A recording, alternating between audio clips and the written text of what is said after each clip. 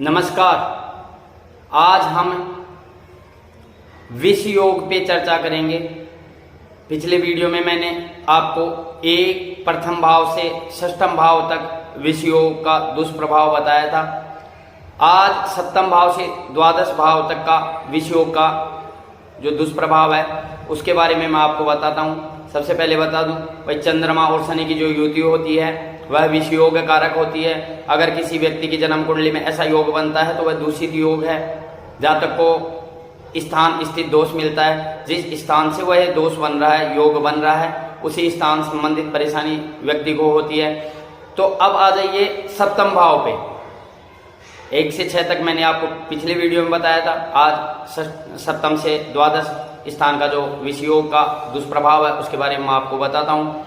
सप्तम भाव में अगर सप्तम भाव में चंद्रमा और शनि की युति बनती है तो ऐसे व्यक्ति को, सप्तम भाव पत्नी का होता है, तो ऐसे व्यक्ति को पत्नी संबंधित परेशानी होती है, पत्नी सुख में कमी मिलती है, ससुराल पक्ष में मतभेद होते रहते हैं, पत्नी बीमार रह सकती है। तो सप्तम स्थान पे विष योग का दुष्प्रभाव यह होता है। अब आ जाइए अष्टम आयु स्थान पे। जो अष्टम स्थान जन्म कुंडली में होता है वो आयु का स्थान होता है, और आयु स्थान पे विष योग का बनना जातक के लिए रोग में वृद्धि देना, आयु को क्षीण करना, इसके तुल्य काम करता है। वैसे तो शनि अष्टम स्थान पे कारक ग्रह है, जातक की आयु को निरंतर बढ़ाता है, लेकिन चंद्रमा की और शनि की जो युति होती है उसका दुष्प्रभाव तो जातक को मिलेगा ही मिलेगा। अगर अष्टम स्थान पे चंद्रमा और शनि की युति होती है तो ऐसे व्यक्ति को एक्सीडेंट, दुर्घटना, आर्थिक स्थिति का कमजोर होना, और अगर केतु का प्रभाव अष्टम भाव पे होने पर ऐसा व्यक्ति गुप्त विद्याओं का जानकार होता है और हमेशा ऐसे संसार से विरक्त रहता है। तो यह हुआ अष्टम आयु स्थान का। अब आ जाइए भाग्य स्थान पे। भाग्य स्थान जन्म कुंडली का जो 9वां भाव होता है वो भाग्य भाव होता है, और इसके बारे में भाग्य भाव, अगर किसी व्यक्ति का भाग्य ही कमजोर हुआ तो वो जीवन में सफलता हासिल नहीं कर पाएगा।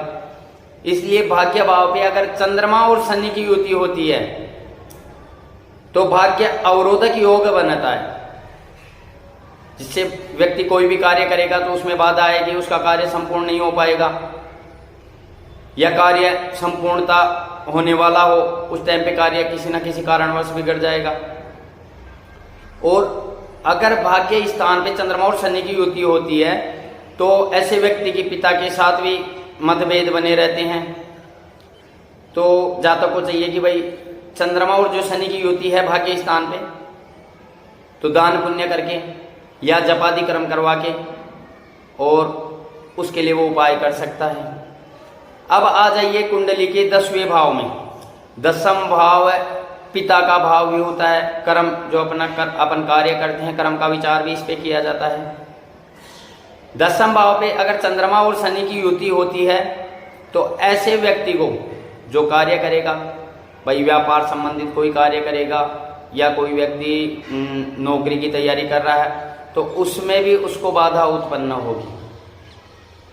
इसलिए 10वां भाव पे चंद्रमा और शनि की जो युति है वो शुभ फलदायी नहीं होती है। तो वहाँ पे भी ऐसे व्यक्ति को चाहिए कि भाई चंद्रमा और शनि संबंधित दान करे, उनके जप करवाए या भगवान शंकर की आराधना करे, जिससे कार्य में जो बाधा आ रही है वो बाधा नहीं है। अब आ जाइए कुंडली के एकादश भाव पे। कुंडली का एकादश भाव जिसे अपन लाभ भाव कहते हैं, वहां चंद्रमा और शनि की युति जातक को लाभ में कमी लाती है।